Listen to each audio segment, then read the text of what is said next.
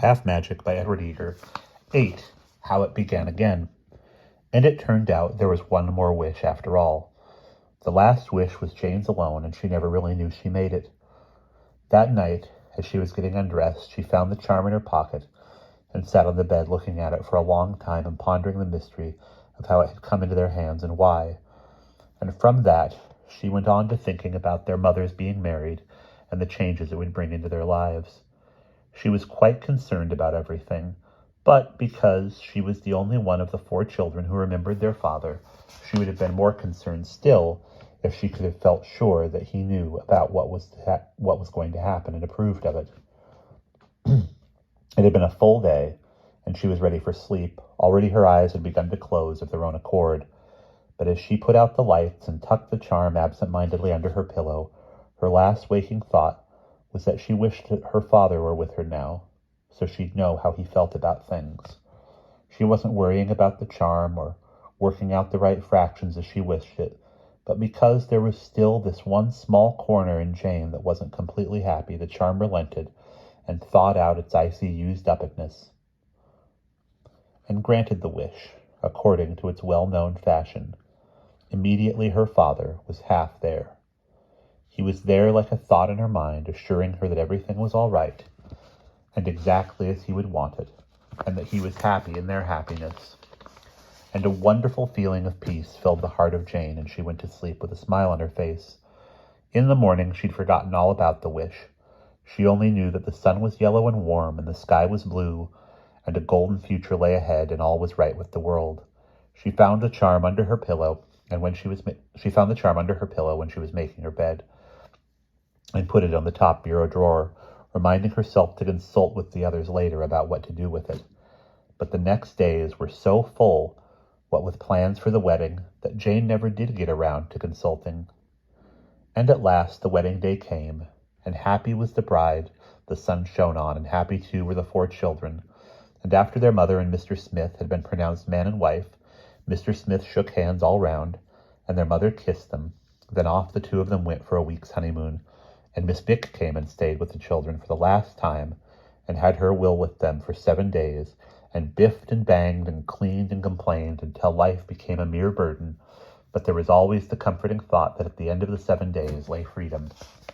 And the 7 days finally were over, and their mother and Mr. Smith returned, and the 4 children sang, "Goodbye forever," out of the upstairs windows as Miss Bick took her departure for the last time. And it was then that their mother told them that Mr. Smith had taken a house on a lake for the rest of the summer, where it was real country all around, and yet it was near enough for him to drive in to the bookshop every day.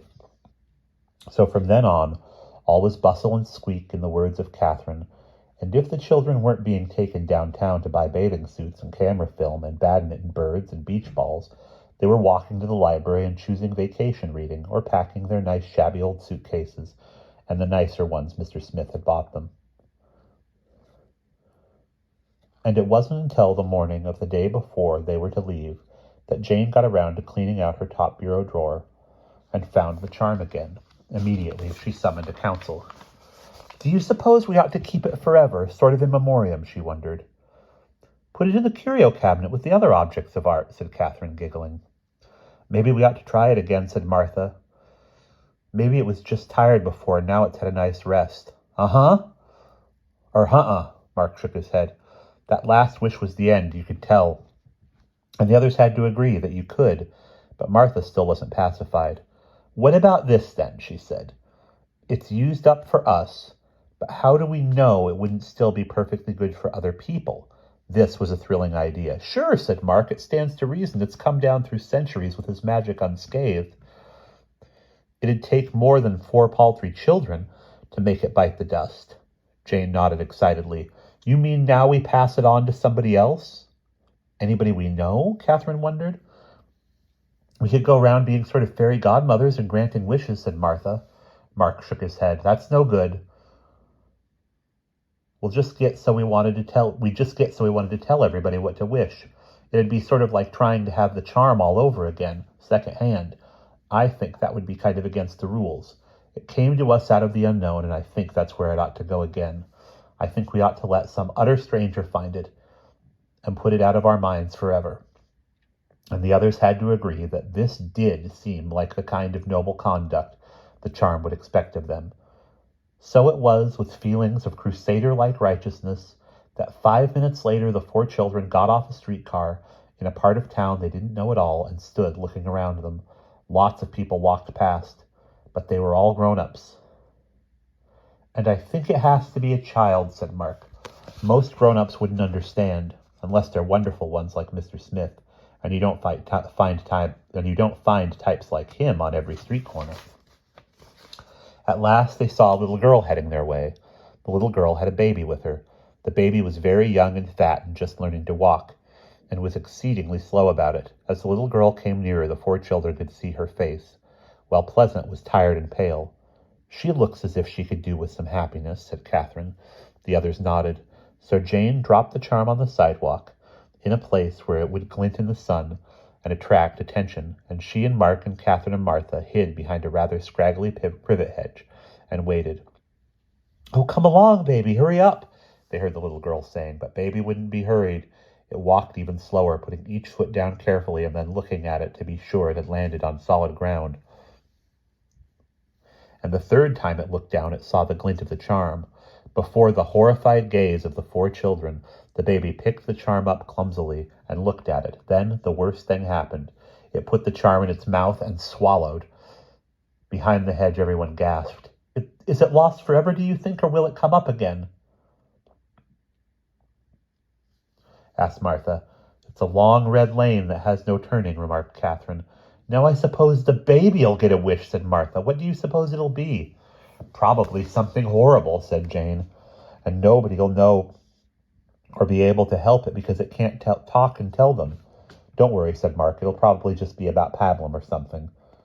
And it wasn't the baby who got the wish after all, for now the weary little girl, growing tired of walking so slowly, picked the baby up and began to carry it. "Oh, dear baby," she said, "I wish you didn't weigh so much. I wish you didn't weigh anything at all." And because she was holding the baby who held the charm, right away the magic began to begin again. Of course, if she'd got her wish whole, the baby would have left the earth and gone shooting off into space. As it was, the charm did its usual trick, and immediately the baby weighed half as little as nothing at all, which is still very little. It left the girl's arms, bounced up toward the sky, and then floated gently earthward like a piece of thistledown. The little girl caught it, but it went bouncing up again. The little girl began to cry. "Shall we tell her?" said Catherine. "Wait," said Mark. They waited, and the bouncing did its work. The 3rd time the little girl caught the baby, something shiny flew out of its mouth and landed clinking on the sidewalk.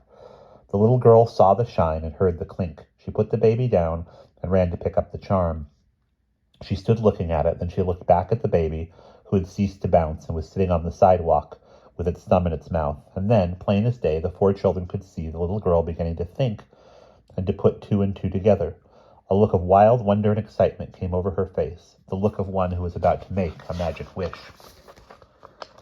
And it was then that Mark, ever strong-minded, dragged the others away. "Oughtn't we to tell her the secret," said Jane, "about saying 2 times everything?" "Nobody told us, did they?" said Mark. "I don't think anyone's supposed to."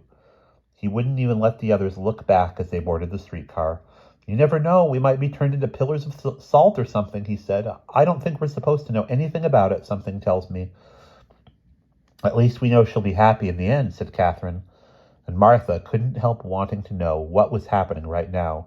When Mark wasn't watching her, she turned and looked. The little girl and the baby had vanished on whatever wild errand of adventure Martha could only guess. But she would never know. She would be left to wonder all the rest of her life. And she wondered something else, too, after they'd ridden a few blocks. She put it into words. "Do you suppose we'll ever have any more magic adventures?" she said. "Oh, maybe not big ones like these, but any at all, just nice little safe ones, maybe." "I wonder," said Jane. Mark and Catherine didn't say anything, but they were wondering too. But it was a long time before the 4 children knew the answer. And that's the end.